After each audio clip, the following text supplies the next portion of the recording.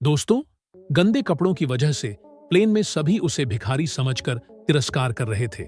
लेकिन कुछ ही देर बाद पूरा विमान क्यों खड़ा होकर उसे सलामी देने को मजबूर हुआ। आइए जानते हैं उस दिन क्या हुआ और कौन था वह रहस्यमयी शख्स। दिल्ली से मुंबई जाने वाली सुबह की फ्लाइट। यात्री गणों के कोलाहल से विमान का केबिन गूंज रहा था। केबिन क्रू व्यस्तता के साथ हर किसी को अपनी सीट पर बिठाने में मदद कर रहे थे। इस आधुनिकता की भीड़ में अचानक एक बेमेल शख्सियत वाला व्यक्ति अंदर आया।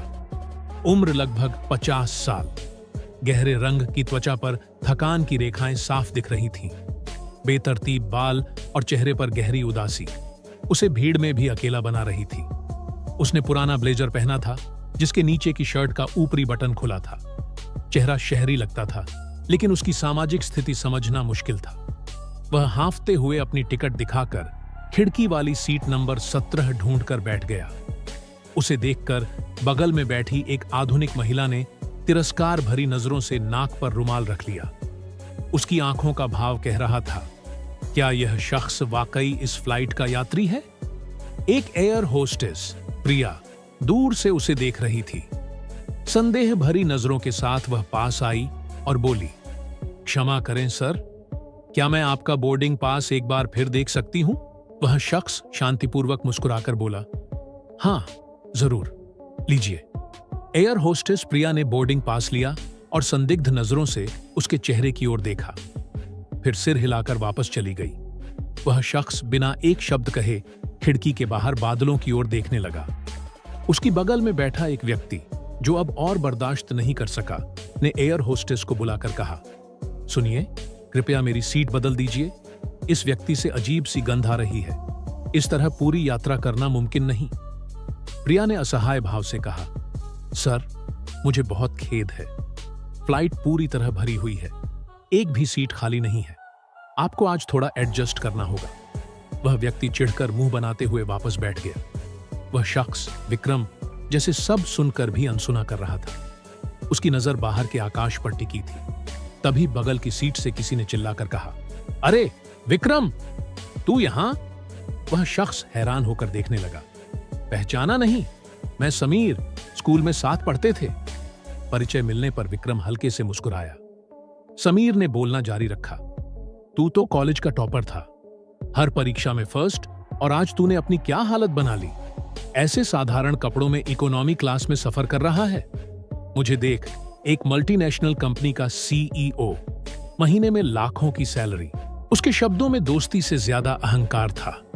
विक्रम ने शांत स्वर में जवाब दिया, यह एक लंबी कहानी है समीर, वक्त मिले तो कभी बताऊंगा। उसने अपना बैग खोला और एक पुरानी फ्रेम का चश्मा निकाला। उसके हाथों में हल्की कांप कंपी थी, लेकिन आंखों की नजर इस्पात जैसी दृढ़ थी। तभी विमान में हल्का झटका लगा और वह थोड़ा नीचे झुका। यात्रियों में हल्की घबराहट फैल गई। एयर होस्टेस प्रिया ने इंटरकॉम पर घोषणा की, सम्मानित यात्रियों, कृपया अपनी अपनी सीटों पर बैठकर सीट बेल्ट बांध लें। हम हल्के टर्बुलेंस का सामना कर रहे हैं। घबराने की कोई बात नहीं, सब कुछ नियंत्रण में है। लेकिन स्थिति तेजी से बिगड़ने लगी। अचानक एक जोरदार झटके से पूरा विमान हिल गया। यात्रियों में प्रार्थनाओं की गूंज सुनाई देने लगी। तभी केबिन का दरवाजा खुला और प्रिया दौड़कर बाहर आई। उसका चेहरा डर से सफेद पड़ गया था, होंठ कांप रहे थे। उसने चिल्लाकर कहा, प्लीज, आप में से कोई डॉक्टर है? बहुत जरूरी है। एक मध्यम आयु के व्यक्ति, डॉक्टर अजय शर्मा, खड़े हुए और बोले, मैं डॉक्टर हूं। वे तेजी से कॉकपिट की ओर बढ़े। कुछ देर बाद चिंतित चेहरा लेकर लौटे और बोले, पायलट को अचानक स्ट्रोक हुआ है, वह बेहोश है और विमान चलाने की स्थिति में नहीं। केबिन में सन्नाटा छा गया। पायलट बीमार था और बाहर भयानक तूफान। को पायलट कैप्टन रोहित अकेले इस स्थिति को संभालने में जूझ रहे थे। प्रिया ने कांपती आवाज में फिर घोषणा की, क्या आप में से कोई है जो विमान चला सकता है? स्थिति बहुत गंभीर है। यात्रियों के चेहरे डर से पत्थर आए हुए थे। जब मृत्यु इतने करीब हो तो कोई रास्ता नहीं बचता।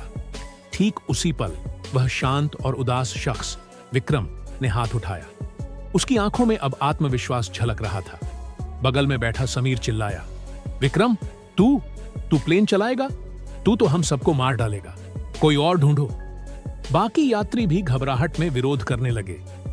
इस भिखारी जैसे आदमी को प्लेन चलाने दोगे? इससे बेहतर कोई नहीं मिला? प्रिया ने हिचकिचाते हुए पूछा। सर, क्या आप सचमुच विमान चला सकते हैं? विक्रम ने स्थिर नजरों से जवाब दिया। हाँ, मैं जानता हूं। आखिरी बार 10 साल पहले चलाया था, लेकिन कोशिश कर सकता हूं। उसकी शांत आवाज में कुछ ऐसा था कि सब चुप हो गए। कॉकपिट से कैप्टन रोहित ने चिल्लाकर कहा, अगर ये अनुभवी हैं, तो इन्हें जल्दी भेजो, मैं अकेला नहीं संभाल पा रहा। विक्रम खड़ा हुआ। उसकी चाल में अब दृढ़ता थी। उसके चलने का अंदाज बदल चुका था। हर कदम में आत्मविश्वास झलक रहा था। वह कॉकपिट में दाखिल हुआ और कंट्रोल पैनल की ओर एक नजर डाली। फिर हेडसेट लगाकर कंट्रोल टावर से संपर्क किया। दिल्ली कंट्रोल, मैं कैप्टन विक्रम मेहरा बोल रहा हूं, उर्फ विक्की। हमारे पायलट बीमार हैं, इमरजेंसी लैंडिंग की अनुमति चाहिए। कैप्टन विक्की का नाम सुनते ही को पायलट रोहित की आंखें आश्चर्य से फैल गईं। यह नाम एविएशन जगत में एक जीवित किंवदंती था। 22 साल पहले एक भयंकर तूफान में 312 यात्रियों वाले विमान को अकेले सुरक्षित उतारा था इस व्यक्ति ने। तब उसकी उम्र थी मात्र 28 साल। लेकिन 10 साल पहले एक मैकेनिकल खराबी की वजह से उसे सस्पेंड कर दिया गया था। उसने उस दिन कहा था, मेरा इंतजार खत्म होगा। यह खबर केबिन में फैलते ही जिन लोगों ने कुछ देर पहले विक्रम का अपमान किया था, उनके चेहरे शर्म से लाल हो गए। वह महिला जिसने नाक पर रुमाल रखा था, सिर झुकाए बैठी थी। समीर का चेहरा फीका पड़ गया। बाहर तूफान अभी भी जारी था, लेकिन कॉकपिट में विक्रम के हाथ निपुणता से काम कर रहे थे। उसका हर निर्देश सटीक था। कुछ देर बाद बिना किसी झटके के विमान ने रनवे को छुआ। यात्रियों में राहत की सांस छूटी। लैंडिंग का तो पता ही नहीं चला।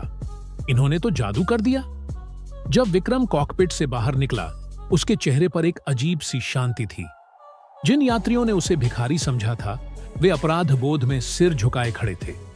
समीर दौड़कर आया और बोला, भाई, तू सचमुच विक्की है। आज भी तू टॉपर है। मैं तुझसे हार गया। विक्रम ने मुस्कुराकर कहा, हार जीत की बात नहीं समीर, मैंने बस अपना आत्मविश्वास खो दिया था। आज वो वापस मिल गया। एक एयरलाइंस अधिकारी संजय भीड़ को चीरते हुए आगे आया और सिर झुकाकर बोला, सर, हमने आपका फ्लाइट परफॉर्मेंस लाइव ट्रैक किया। हमारा बोर्ड आपको वापस लेना चाहता है। विक्रम ने आकाश की ओर देखा और शांत स्वर में बोला, उन्होंने मेरी नौकरी छीन ली थी, लेकिन मेरा साहस नहीं छीन पाए। यह सुनकर बिना किसी निर्देश के विमान के सभी यात्री एक एक कर खड़े हो गए। तालियों और सम्मान से पूरा केबिन गूंज उठा। जो कुछ देर पहले तिरस्कार का पात्र था, वही आज आकाश का सच्चा नायक बन गया। सभी ने मिलकर उस किंवदंती को सलामी दी, क्योंकि सच्ची योग्यता कभी कपड़ों या बाहरी रूप में नहीं दिखती। दोस्तों, यह कहानी कैसी लगी जरूर बताइए, और आप कहां से देख रहे हैं कमेंट में जरूर लिखें। अगर कहानी पसंद आई तो लाइक, शेयर और राज मुर्मू चैनल को सब्सक्राइब करना न भूलें।